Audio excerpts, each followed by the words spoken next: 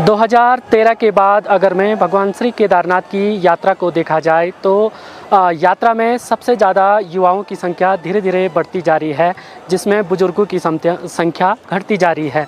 नमस्कार साथियों, मेरा नाम है देव प्रकाश अग्रवाल। स्वागत है आपके अपने यूट्यूब चैनल तस्वीरों में पहाड़ में।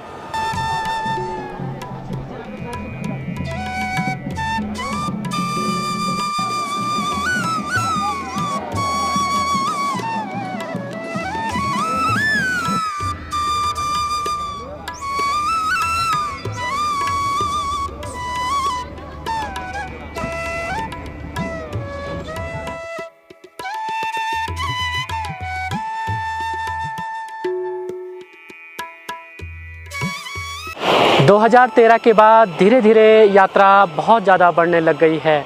यात्रा बढ़ने के साथ साथ यह पूरी यात्रा कमर्शलाइज यात्रा होने लग गई है।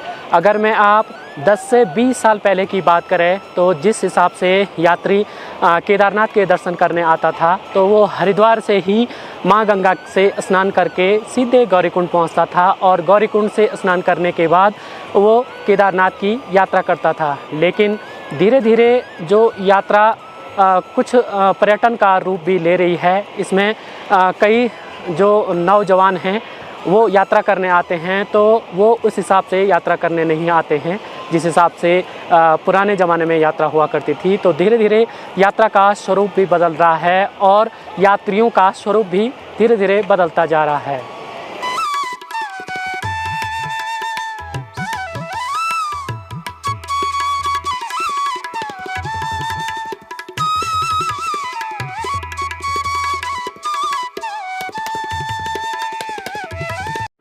सर, आप पिछले कई सालों से भगवान श्री केदारनाथ की यात्रा कर रहे हैं, तो आपको इस पूरी यात्रा में क्या क्या अंतर दिखाई देता है और यात्रा कैसी चल रही है पिछले कई सालों से? देखिए, अंतर तो बहुत कुछ आ गया है और वो अंतर इसलिए भी आ रहा है कि सरकारों ने इसको पर्यटन स्थल के रूप में डेवलप करना शुरू कर दिया है। सुविधाएं तो होनी चाहिए, लेकिन उन सुविधाओं में और आस्था में एक अंतर भी होता है। किसी धार्मिक स्थल में जाते हैं तो देखिए, साउथ में क्या होता है कि किसी धार्मिक स्थल में जाएं तो वहाँ आपको धोती पहन के जाना होता है, चप्पलों के बाहर की व्यवस्था रहती है।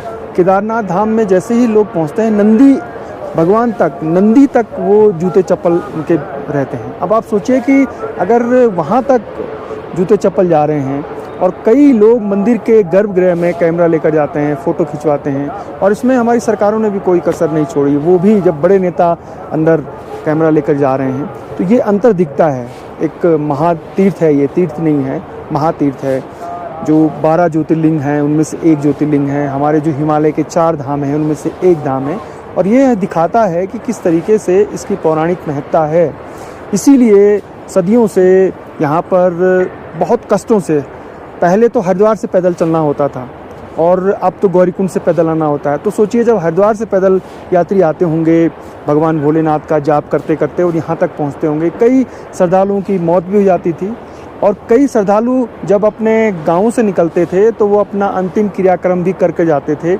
बीच में अगर कहीं मौत हो गई तो मोक्ष का द्वार भी इसे कहा गया है। यहीं केदारनाथ से आगे एक महापंथ भी है।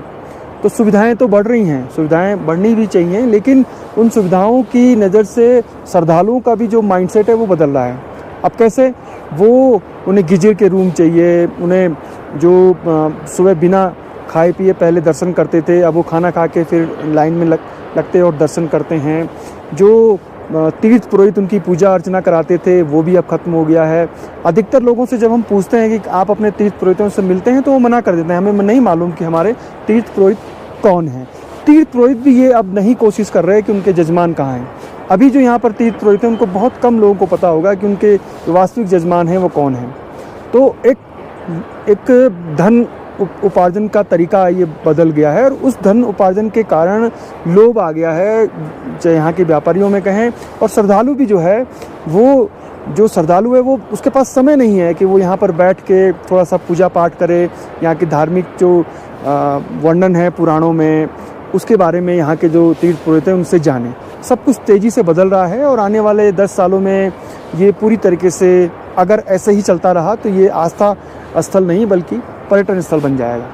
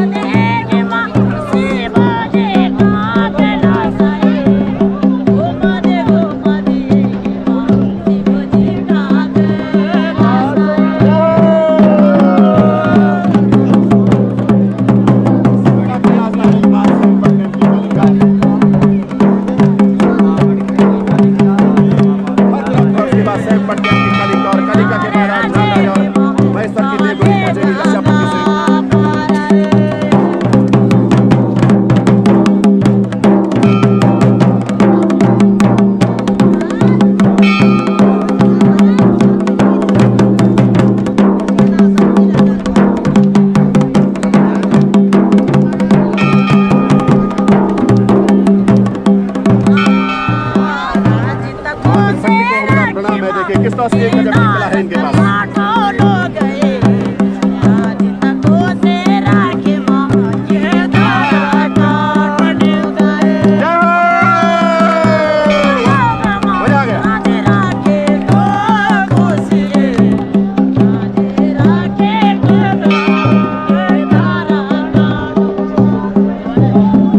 बहुत समय पहले जब भगवान श्री केदारनाथ की यात्रा के लिए तीर्थ यात्री आया करते थे तो वो सबसे पहले अपने तीर्थ पुरोहित को ढूंढा करते थे। लेकिन आज का जो आधुनिक युग है उसमें कई यात्री ऐसे होते हैं जो अपने तीर्थ पुरोहित को न जानते हैं और न ही उनसे मिल के जाते हैं। तो सबसे पहले जो पूरी हरिद्वार से लेकर और केदारनाथ की यात्रा कराता था वो तीर्थ पुरोहित ही कराता था।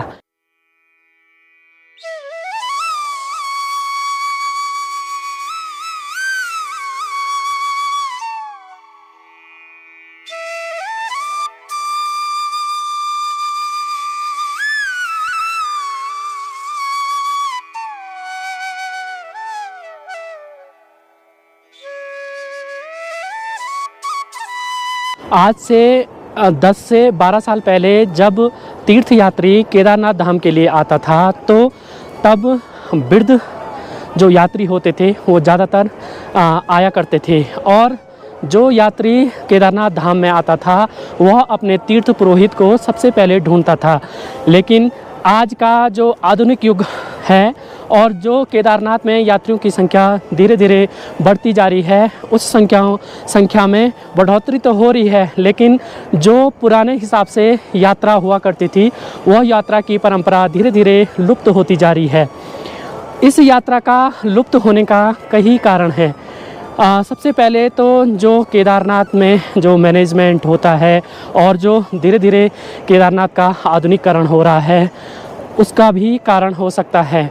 इसीलिए भी जो पुरानी परंपरा है वो धीरे धीरे टूटती जा रही है।